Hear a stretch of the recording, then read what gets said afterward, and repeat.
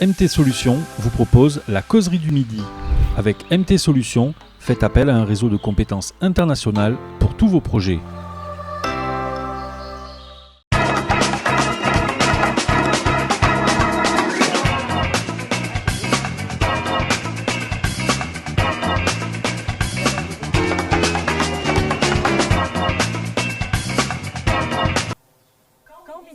C'est que la causerie du midi a commencé sur Joma TV. Chers téléspectateurs, on se retrouve pour un tout nouvel épisode de votre talk show qui vous ressemble pour parler aujourd'hui d'un sujet des plus intéressants.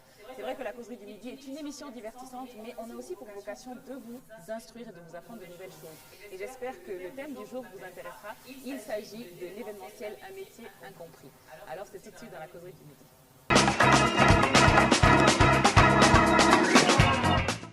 Jeune femme dynamique diplômée en relations internationales, Hawa Keita est l'une des co-organisatrices des 72 heures de l'événementiel guinéen et chargée d'études au ministère des Mines, mais surtout fondatrice de l'agence événementielle First Class Services. Bonjour, mademoiselle Keita. Bonjour, madame Esther.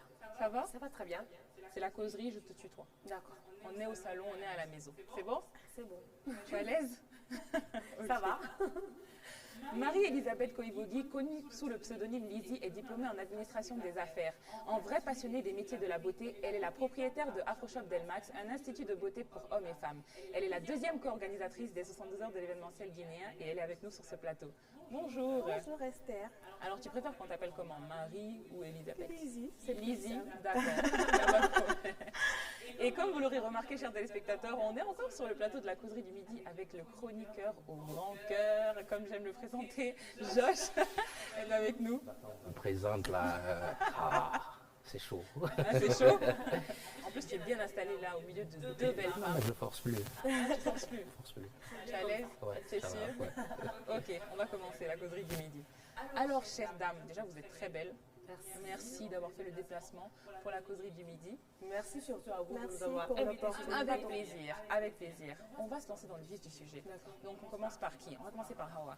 Dis-moi, quand tu entends le mot événementiel, à quoi ça te fait penser? Comment tu pourrais décrire l'événementiel en Guinée? Alors, pour moi, l'événementiel, je considère l'événementiel comme une entreprise. L'organisation d'un événement, comme si c'était une personne qui se lançait dans la création de son entreprise. Donc, il faut savoir que l'événementiel à Guinée est malheureusement considéré comme un passe-temps. D'accord.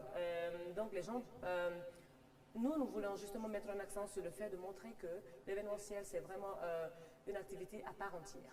Et vu qu'ici, malheureusement, on ne considère pas comme ça, comme cela chez nous ici.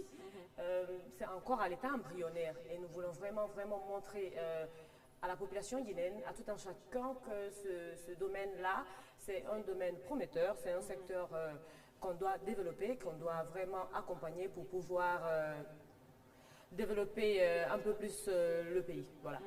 Et donc, quand on se lance dans l'événementiel, pour moi, je me dis qu'il faut vraiment savoir qu'il y a des enjeux. Donc, il faut savoir que c'est comme une entreprise, comme je l'ai dit tantôt. Il faut savoir qu'on peut échouer comme on peut réussir. Donc,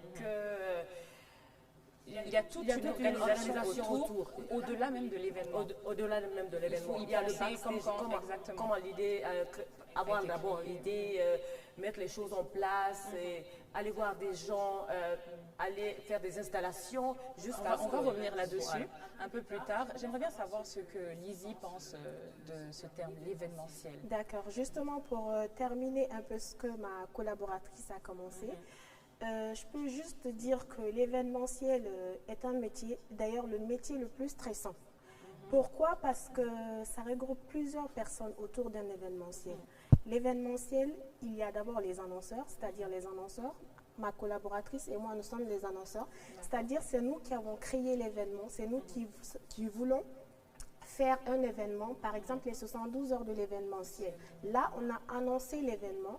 Et ensuite, derrière les annonceurs, il y a les agences de communication, les personnes qui vont nous aider pour que l'événement ait plus d'ampleur, et aussi les agences événementielles, les hôtesses et autres.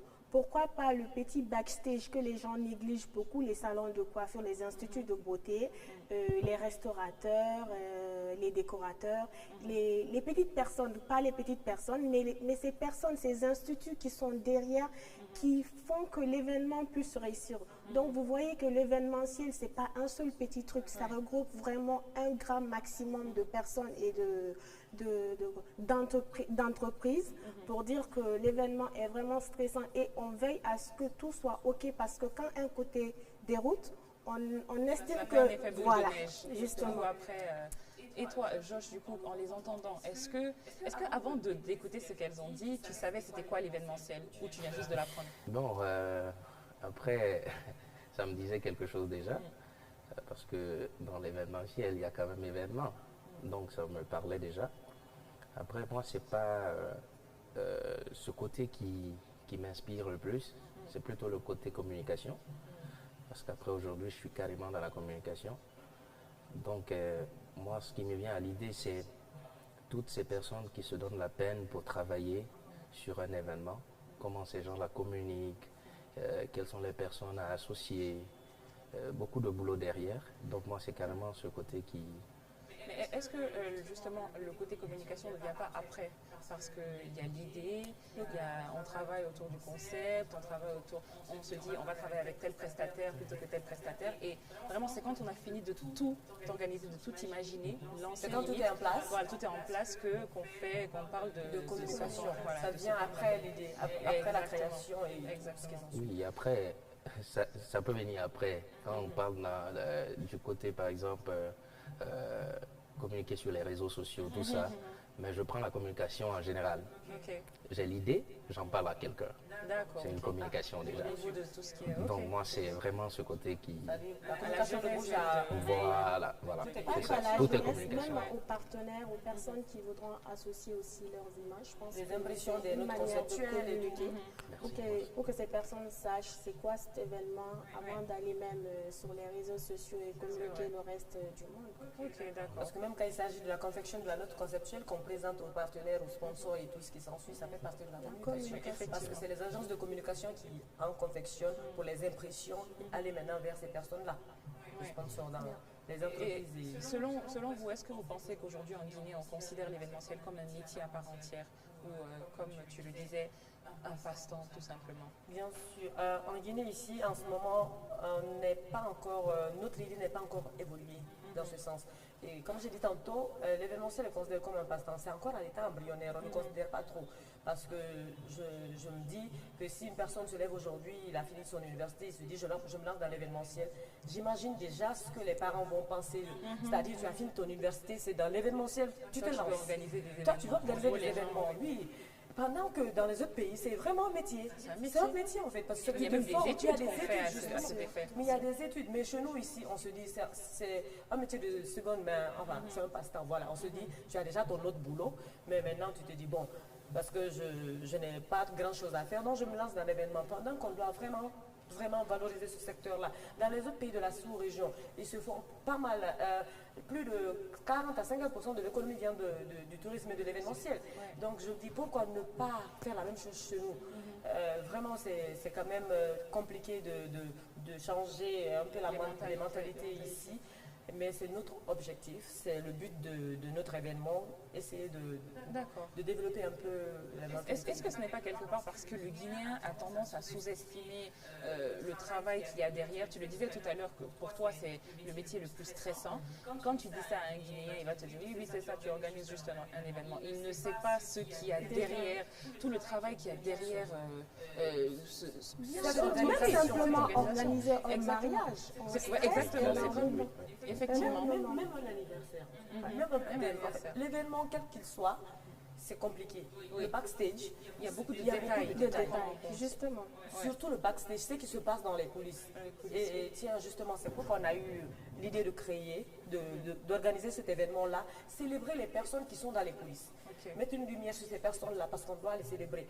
Quand on entend événement, c'est pas celui qui prend le micro aujourd'hui, il lit son discours, non. C'est ceux qui ont fait le travail derrière, les agences de communication, le secteur dérivé, comme ma collaboratrice a dit tout à l'heure, les stylistes, les instituts de beauté, et tout ce qui s'ensuit en fait, les restaurateurs, parce qu'on ne peut pas faire un événement sans passer chez un styliste pour s'habiller. On ne peut pas faire un événement sans passer dans une agence de communication pour faire les impressions, faire le logo, faire la note conceptuelle comme j'ai dit tout à l'heure, ou quoi, faire les cartons. Il y a tellement de détails. Justement, et je pense qu'il faut vraiment que l'État guinéen en prenne vraiment en considération parce qu'on est vraiment au 21e siècle. Dans les autres pays, l'événementiel est un métier et ça s'étudie, ça s'enseigne dans les écoles. Et du coup, pourquoi ne pas créer des filières sur l'événementiel guinéen? Déjà, on assiste à beaucoup de salons en Guinée. On voit qu'il y a beaucoup de salons comme les 72 heures de l'événementiel et autres. Et parfois, c'est des événements qui réussissent et parfois non. Mais si déjà il y avait des professionnels de l'événementiel, les gens qui ont vraiment étudié l'événementiel, qui savent c'est quoi les dérivés, les enjeux, les perspectives, pourquoi, je pense qu'on aurait moins de problèmes avec ce côté événementiel. On aurait vu catégoriquement une réussite du côté événementiel. Et aussi, l'événementiel va beaucoup surtout nous aider, je vais rejoindre ma collaboratrice, à valoriser nos sites touristiques. Parce que plus on fait des événements, plus les autres pays du monde entier ont l'œil sur nous et on vend beaucoup plus nos sites touristiques. Voilà quoi. Donc l'événementiel peut augmenter le PIB de l'économie guinéenne. Effectivement. Voilà. Et comme elle l'a dit tout à l'heure, plus il y a des événements, plus il y a des étrangers qui sont attirés par le pays, et plus on a d'autres perspectives, on a d'autres ouvertures, on a d'autres débouchés pour vendre l'image du pays. C'est justement pour ça qu'on a même essayé le secteur touristique dans notre événement, l'excursion, pour que chaque année, qu'on mette une lumière sur chaque site touristique qui n'est pas très connu, non seulement par la population, mais aussi pouvoir vendre à l'extérieur, à l'international. Et moi, ça me fait penser parce que l'événementiel, c'est un métier qui fait partie du grand terme, la communication. Et c'est vrai que même jusqu'à présent, c'est compliqué pour un enfant de sortir du lycée et de dire à ses parents, moi je veux faire la communication. Parce que la première chose qu'on leur demande, c'est quoi la communication? Tu veux être journaliste? Mais les journalistes, ça ne paye pas. Donc en gros, les gens ont vraiment une idée erronée de ce qui est la communication. Ils ne savent pas que la communication, c'est tellement large. On peut avoir un journaliste aujourd'hui qui a fait la communication journalistique. Moi, j'ai fait de la communication d'entreprise. Une autre personne a fait de la communication événementielle. C'est tellement large, il y a tellement de pensées vagues. Et ça demande une spécialisation pour chaque côté. Et les gens ne sont pas trop informés à ce niveau. Et comme tu le disais, le gouvernement ne considère peut-être même pas autant que ça le devrait, en tout cas, ce côté de la communication qui est aussi important. Moi, je reviens un peu sur le cadre du tourisme. Vous ne pouvez pas envoyer des gens visiter quelque chose si, disons, s'il n'y a pas communication dessus. Voilà. Parce que je ne vais pas aller, par exemple, voir la mare de Barreau si je ne sais pas qu'elle existe. Donc, il faut vraiment communiquer. Donc, la communication, pour moi, c'est la base de tout. C'est pourquoi j'ai commencé déjà à parler de ça. Voilà. Donc, on a beaucoup... Déjà, nous sommes en retard par rapport à l'événementiel. Tout près en Côte d'Ivoire. C'est un pays en avance. Le Sénégal, vous voyez, le tourisme. Aujourd'hui, au Sénégal, c'est le tourisme qui donne beaucoup d'argent. 60% de l'économie repose sur le tourisme. Oui. Vous voyez, comment ils appellent déjà leur... Le monument? Non, pas le monument. De l'autre, on traverse Gorée. L'île de Gorée. L'île de Gorée, oui. C'est beaucoup d'argent. Il y a tellement de sites beaucoup d'argent. de Gorée. Enfin, il y a ce modèle de site ici, le Rio Nunez, à oui, Bofa. oui. C'est la maison des esclaves. Pourquoi ne pas développer ce site-là aussi comme à Gorée? Et Hawa, je peux te dire que je pense que ce que tu dis là, tu seras la première personne peut-être à l'apprendre à certains téléspectateurs que ça existe. Il y a une île sur une île aussi qui est abandonnée à côté des îles de Los et autres. Il y a une île aussi qui est abandonnée où c'était le passage des esclaves pour aller vers l'autre côté, qui est abandonnée. On ne sait plus qu'est-ce qui se passe, qu'est-ce qu'il y a là-bas. On ne sait plus rien. Et comme tu le dis justement, la première fois que j'ai parlé de ça à quelqu'un, la personne me parlait de l'île de Gorée. Mais pourtant, on a une île aussi. Enfin, je n'ai pas dit une île. Une île dans la même idée, dans la même optique et tout. La personne dit, ah bon, je dis oui. Je dis, ça se trouve à Bofa, le Rio Nunez.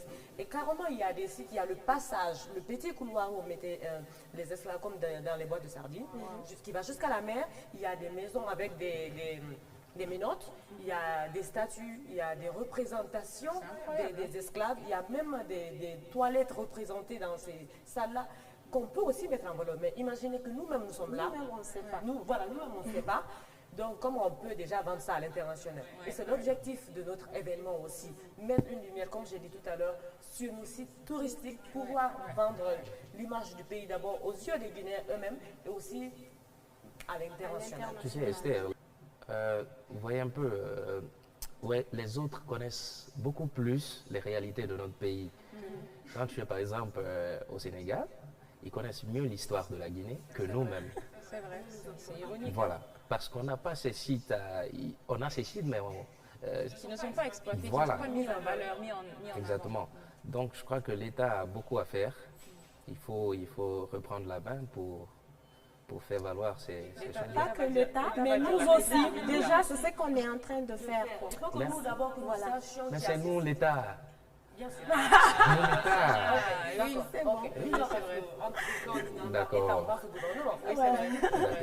Donc on se comprend là. Ouais. D'accord. Et du coup, ça revient à la question, au thème en tout cas, les 72 heures de l'événementiel guinéen. C'est quoi en fait, concrètement? Alors, les 112 heures de l'événementiel guinéen, comme on le dit tout le temps, c'est un événement qui rassemble tous les professionnels de l'événementiel et dérivés. Quand on parle de professionnels de l'événementiel, on parle des organisateurs d'événements, des opérateurs culturels, des agences de communication et des opérateurs culturels. Et quand on parle des dérivés de l'événementiel, comme l'a dit Lizzie tout à l'heure, c'est le backstage, les instituts de beauté, les stylistes, les restaurateurs, les traiteurs, c'est-à-dire et les décorateurs, c'est-à-dire tout ce qui rentre, toutes les composantes qui rentrent dans la réussite d'un événement. Donc, nous, on s'est dit, organiser un événement qui pourra célébrer ces personnes-là, qui pourra mettre une lumière sur ces personnes-là et qui pourra apprendre aux gens ce que c'est que l'événementiel. Parce qu'il ne faut pas se lancer aussi dans l'événementiel comme ça. Comme l'a dit Lizzie tout à l'heure, se lever un beau jour et vouloir faire un événement sans savoir qu'il y a toute une procédure, il y a des échelons à suivre. Par exemple, il faut savoir que dans l'événementiel, il y a des types d'événements. Il y a des événements à type corporate, il y a des événements à type familial, il y a des événements à type grand public. Ouais. Donc, par exemple, un organisateur d'événements à type corporate qui fait des salons ne peut pas dire qu'il va remplir l'esplanade, excusez-moi. C'est quand même pas la même chose. Mais ici, c'est très confondu. Oui, juste, on Ici, sait pas. monsieur qui a Qui organisé une conférence à l'hôtel oui, il exactement. pense qu'il peut remplir l'esplanade. Quelqu'un qui a fait le concert au stade pense qu'il peut organiser un salon.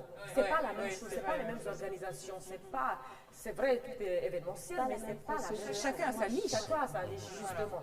Donc, nous, justement, on veut vraiment que les gens comprennent qu'il y a tout ça. Et l'événement à type familial, par exemple, je parle de mariage, je parle de baptême, d'anniversaire, c'est carrément différent. C'est pas parce que tu organises un baptême. Mais déjà, comme tu le disais, organiser un mariage, ça prend tellement de temps, c'est tellement stressant. Certains l'organisent même un an à l'avance. justement, Donc, s'ils accordent autant d'importance à l'organisation de leur mariage, d'un Et baptême, c'est c'est que notre événement a autant d'importance, autant d'impact. C'est pourquoi, justement, moi, je viens de mettre une filiale en place dans mon entreprise First Class Service, le Wedding Planner. Ok. Je vais me charger d'aider les gens dans l'organisation de leur événement, de leur mariage, du début à la fin. Ok. Donc, je pense que ça pourra un peu plus faciliter aussi la tâche à ces clients-là, mais aussi que leur événement soit plus ou moins professionnel, parce que je suis quand même un peu ancienne dans le domaine. Je m'y connais. Pour les téléspectateurs qui veulent organiser leur mariage dans les mois qui suivent, vous savez qui contacter. Elle fait sa pub carrément. Non mais d'accord. Et toi, du coup, Lizzie, les 72 heures de l'événementiel guinéen, comment vous vous êtes retrouvés d'ailleurs pour parler de ce projet, pour le penser? Vous étiez amis à la base ou pas du tout? Oui, les 72 heures de l'événementiel, il y a toute une histoire derrière cet événement. C'est vrai, oui, c'est vrai. Et je suis quelqu'un qui aime beaucoup parler de projets pour les personnes qui me connaissent. Et je pense que Hawa aussi est quelqu'un qui parle de projets. Chaque fois que je rencontre une amie, pour moi, une amie, c'est avec une personne où tu parles de tes projets, ce que tu veux faire, ta vision. Et si vous avez les mêmes visions, je pense que l'amitié peut vraiment aller de très loin. Et du coup, elle était là dans mon institut de beauté à AfroShop. Elle était passée faire ses ongles. Et du coup, elle m'a parlé, on a commencé à parler de nos ambitions, de nos projets. Elle a parlé de ses projets et moi aussi. Et on a trouvé un point commun sur un projet. On a dit, ah ben voilà, ça tombe bien, pourquoi ne pas le faire ensemble? Et en tant que femme, je pense que si on se donne beaucoup les mains, on va plus loin. Si elle décidait de le faire seule, peut-être qu'elle aurait eu des limites, ou que moi aussi je décidais de faire seule, peut-être que j'aurais aussi eu quelques limites. Mais si on le fait à deux, c'est deux idées, c'est deux esprits qui travaillent, c'est deux imaginations, du coup plusieurs imaginations qui travaillent ensemble. On va plus loin et grandit. C'est là que les 72 heures de l'événementiel guinéen sont venus et on se retrouve ici aujourd'hui. Je ne peux que dire Dieu merci parce que franchement, ce n'a pas été facile au début. On hésitait beaucoup et paf, c'est venu un beau matin, on s'est levé, paf, tu dors, non mais on doit se lever là. Parce qu'on a tellement reporté, on a tellement repoussé. Il y a eu beaucoup d'événements qui sont passés, qui ont fait qu'on a... Le projet était monté, c'était dans le PC, dans l'ordinateur, dans le placard et tout. Le mois prochain, on dit non, on attend 2022. Le temps d'avoir le courage. Et paf, un beau jour, elle m'écrit, elle dit, Awa, tu es assise. Il faut qu'on se grouille, l'événement, enfin, le temps est en train de passer, on n'a rien fait. On risque de regretter un jour pourquoi on ne l'a pas fait. Voilà. Parce que les idées, ça va, ça vient. Et puis, voilà, peut-être qu'on a l'idée aujourd'hui, demain, quelqu'un d'autre pourra l'avoir. Oui. Donc, pourquoi ne pas se grouiller? Et on s'est levé, on a organisé 2 jours après la conférence de presse.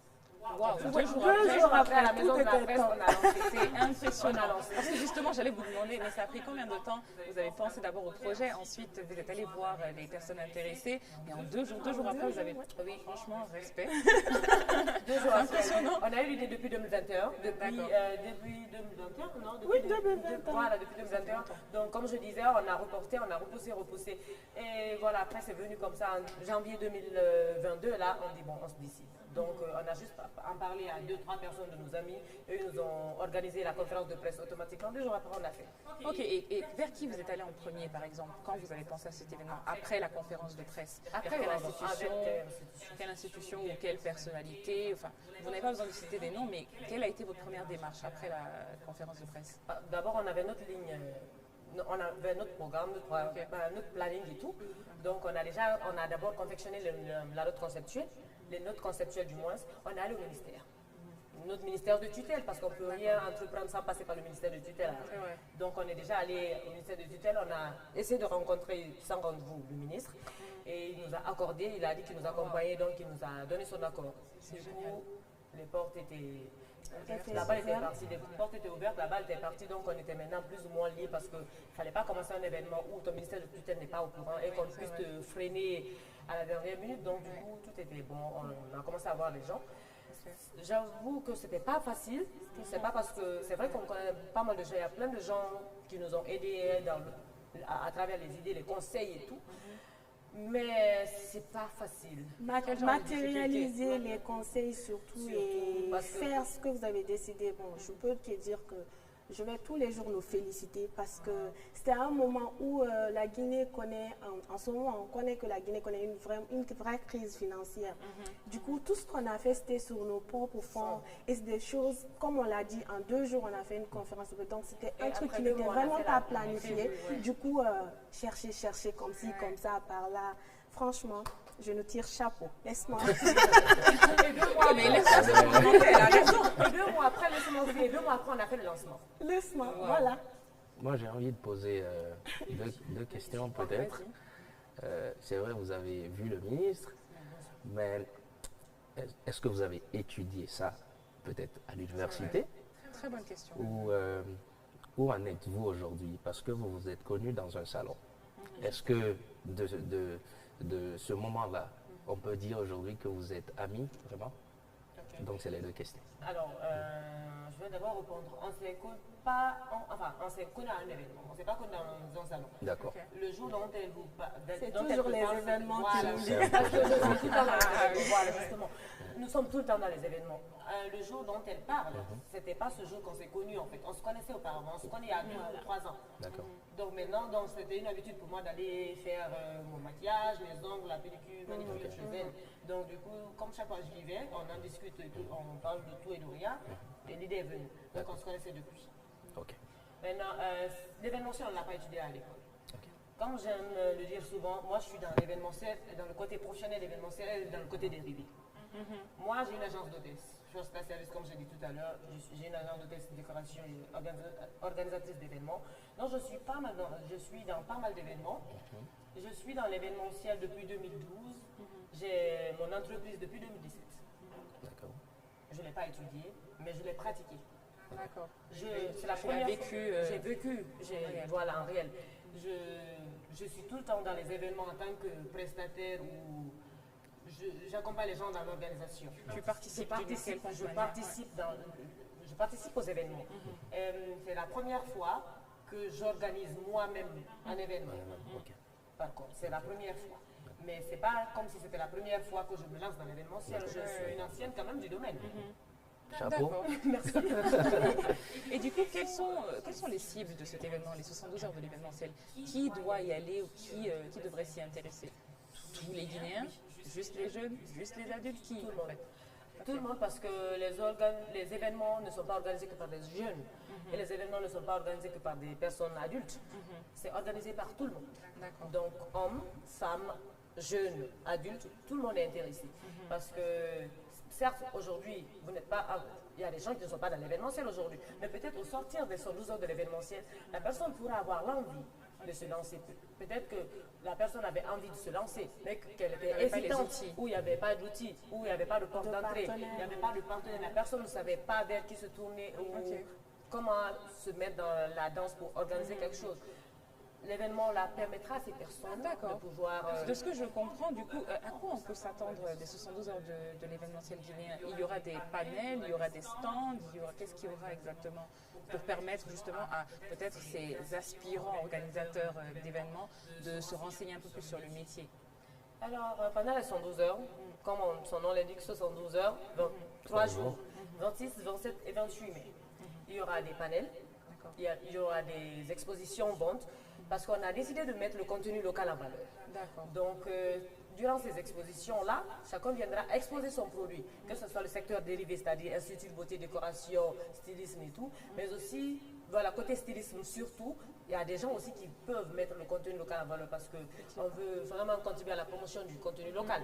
Donc, il y aura des ateliers de formation sur différents thèmes, justement, qui vont dans le cadre de l'événementiel, c'est-à-dire des formations en infographie, des formations en management événementiel, des formations en réception hôtelière, des formations en maquillage qui sera même donnée par la co-organisatrice de l'événement.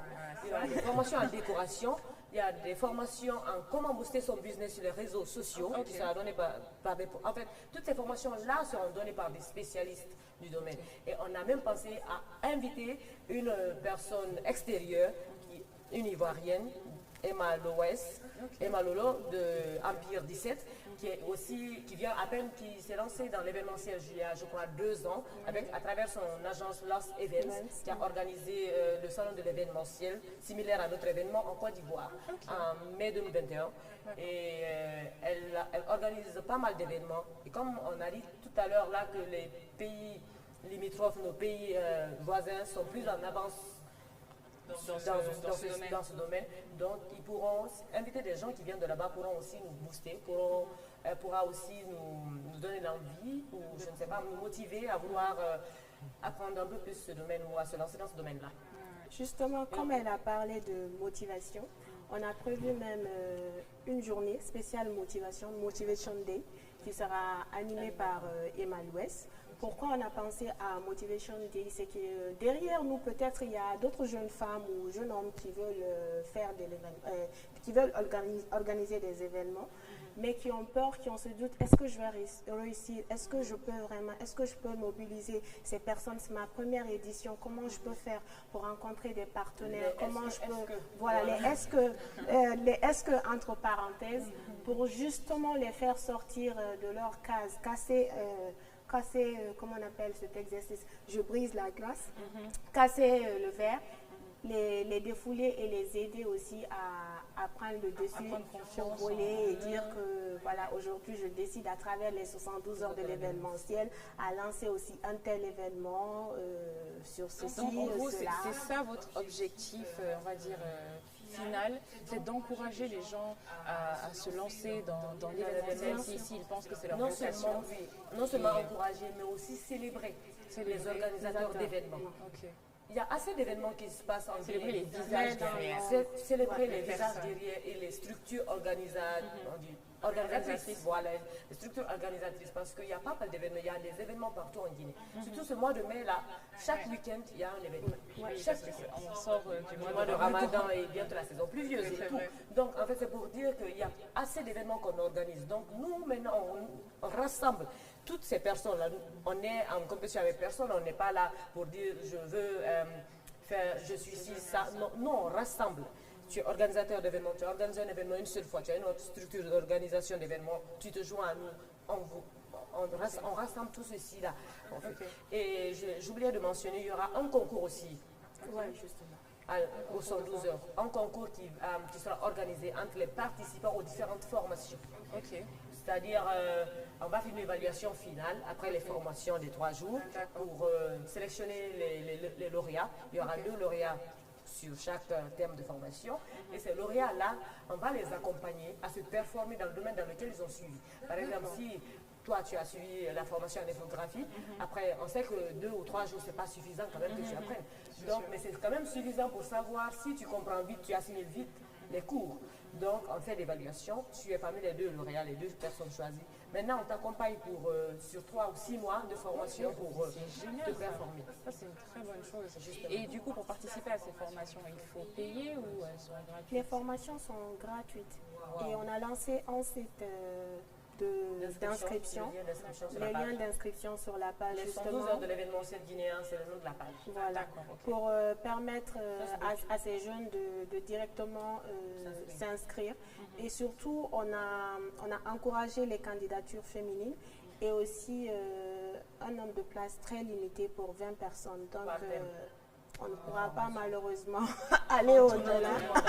Moi, je suis très content pour l'idée de valoriser les hommes qui sont dans l'ombre. Ouais, même avec les médias, ceux qui sont derrière les caméras, c'est compliqué. On ne les voit jamais. Mais après, le gros boulot, c'est eux. Donc, quand on parle de ce genre de choses, moi, ça me fait du bien. Donc, encore félicitations à vous. Voilà. Les gens, depuis le début, il ne fait que féliciter. Et après, vous voyez, comme vous pouvez le voir, entre ces femmes, qu'est-ce que je vais dire? Oui. Je vous ai dit qu'il était chroniqueur au grand cœur. Donc, les filles, quels sont vos projets futurs après les 72 heures? Est-ce que c'est quelque chose que vous voulez faire chaque année ou un projet une fois comme ça qui n'aura pas de suite? Commencer une fois, avoir des difficultés, Et puis s'arrêter à mi-chemin. Non, c'est la première édition. Il y aura des énièmes éditions. Inch'Allah. On l'espère. En France, Inch'Allah. Et elle a dit tout à l'heure que vraiment, elle voulait que chaque participant au sortir de cet événement-là puisse avoir le courage de continuer. Oui, parce qu'elle sait que nous, on a eu vraiment, on a eu ces problèmes-là. Parce qu'il est arrivé des jours où on se disait, mais dans quoi on s'est mise? Je regrette même. En plus, on ne s'attendait pas à ce que ça prenne de l'ampleur de cette. Non, mais je suis fatiguée, c'est bon. Donc, oui, mais justement, des fois, on s'appelle. Quand elle dort pas, elle m'appelle. Tu penses que je vais stresser? C'est le réveil, toi, on va stresser. Je l'appelle à 2 heures, à 3 heures, je dis à madame, lève-toi. Sérieusement. Des fois, je lui fais des cours, je travaille encore, je dis, lève-toi. Je dis, je peux pas. Non, mais franchement, il faut vraiment un courage. Et moi, je me dis, c'est parce qu'on aime ce qu'on fait. Moi, j'ai toujours dit que j'aimais le domaine de l'événementiel. Sinon, j'ai eu pas mal de difficultés, même par commencer par mes parents même, parce qu'on sait déjà que les parents... on a dit déjà dans la mentalité, voilà, on dit quand tu es dans l'événementiel, c'est chaud quand même à dire que tu te lances dans l'événementiel. Et avec le regard qu'on te fixe, le regard de la société, bien sûr, entre griffes. Donc, mais malheureusement, heureusement du moins, on a pris nos courage à 2 mains. Elle aime son domaine, j'aime mon domaine. Malgré que ça ne va pas, des fois on se sent libre. De toutes les façons, on ne va pas reporter. On y sera, on ne va pas arrêter. Esther, je ne te prends pas le trône, mais j'ai encore envie de poser une question. Aujourd'hui, Josh, il veut poser toutes les questions. Non, j'ai envie de poser une question. Je te laisse faire, vas-y. Mais tu sais pourquoi je pose des questions? Parce que organiser un événement, c'est la communication. Bien sûr. Je suis dans la communication, donc il faut pas qu'il y ait difficulté pour moi quand je veux organiser. C'est pourquoi je pose la question. Mais écoute, pour Voilà. ça, tu vas aussi aller au centre d'événementiel. Il y aura des Tu peux panels toujours poser ta question, mais il faut y être. Comme vous insistez, j'irai. Non, tu peux poser Pas la qu'insister, tu dois. Tout ce qu'on a On dit. vous informe que l'accès est totalement gratuit. Ok. Vraiment, c'est pas payant parce qu'on a eu pas mal de questions, de demandes par rapport à ça. C'est gratuit, c'est ouvert à tout le monde. Et comme Esther l'a dit tout à l'heure, il y a des panels. Ok. Il y a des panels qui seront animés par des professionnels de chaque domaine. Parce qu'il y a même des panels, il y a même un panel spécialement sur la place des médias dans le secteur de l'événementiel. Ok. Donc, et ça c'est communication, bien sûr. Donc en fait, il y a pas mal de panels qui seront animés par que des professionnels des domaines, des différents domaines. Ok, n'empêche que je pose ma Oui, bien question. sûr, on va répondre. Pose ta D'accord. question. Ma Si c'est question, répondable. oui, je crois que ça va être possible. Ma question, c'est carrément un projet que vous avez écrit. Et dans un projet, il faut penser aux difficultés. Donc, moi, ma question, c'est à quelle échelle vous estimez, vous voyez les difficultés? Ah là là là, on n'a pas besoin de décourager. À mon avis, je peux dire que c'est 8 sur 10. Oui, j'allais dire Pourquoi? la même Parce chose. que partout où on a voulu, on a tapé, on a frappé, c'était vraiment difficile. Voilà. Donc, moi, j'aime toujours dire que celui qui ne force pas ne gagne pas. Celui qui Qui ne t'entraîne à qui ne, voilà, justement, c'est le mot, qui ne tente rien à rien. Et franchement, nous-mêmes, parfois, on rend vraiment grâce à Dieu pour les ouvertures de portes qu'on a eues en dernière minute parfois. On dit, mais waouh, quand tu te réveilles, remercie Dieu, franchement, parce que là, Je c'était n'arrête pas vraiment de dire, chaud. je dis, non, mais C'était Dieu chaud. est grand, en fait. Non, mais Dieu, il est vraiment grand parce que Non, mais on sent que vous êtes des femmes fortes déjà, même la manière dont vous vous exprimez. Vous êtes sûre de votre projet, ça se ressent. Et moi, je pense que ça ne peut qu'inspirer. J'aime recevoir les femmes ici sur ce plateau. Je ne suis pas sexiste, il ne faut pas commencer. Mais c'est important de célébrer les femmes de la même manière que vous voulez célébrer le contenu local. Que vous Et comme on voulez, a de la mettre en formation, avant. les femmes en avant. Exactement, exactement. Donc c'est important de leur donner la place qu'elles méritent. Surtout qu'elles soient indépendantes aussi, qu'elles apprennent à être Effectivement. indépendantes. Et puis pour ne pas qu'on les regarde d'un mauvais œil, qu'on dise que nous aussi, nous sommes capables de faire des choses sans penser à ce que les gens pensent Ouais. Non, les femmes. des femmes. Qu'est-ce que tu vas dire? Non, Tu es satisfait ou tu veux... ça va, moi ça va. Ok, voilà. Oui. On ne peut pas décourager, hein, il faut toujours...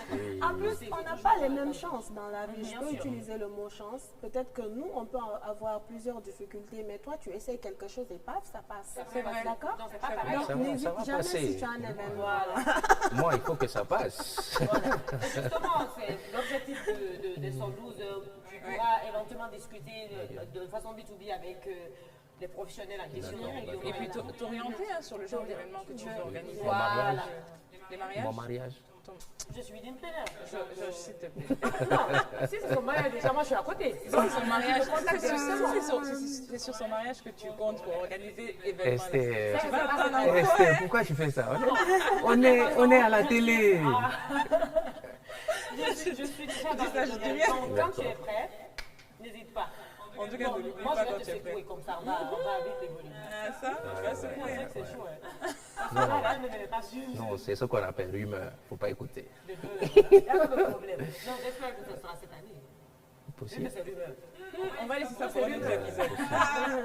Chers téléspectateurs, c'est malheureusement tout pour cet épisode de la causerie du midi.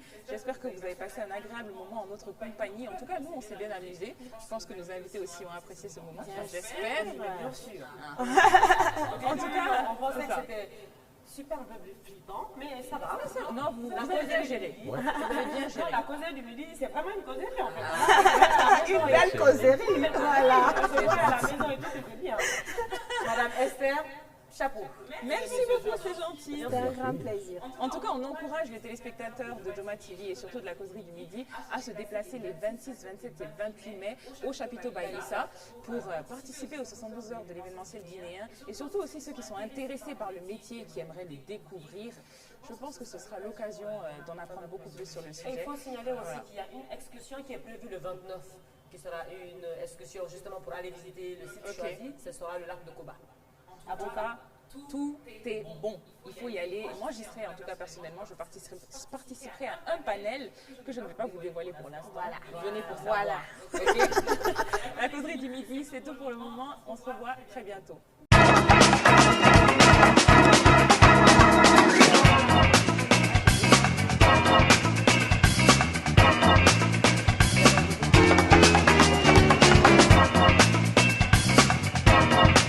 MT Solutions vous a proposé la causerie du midi. Avec MT Solutions, faites appel à un réseau de compétences internationales pour tous vos projets.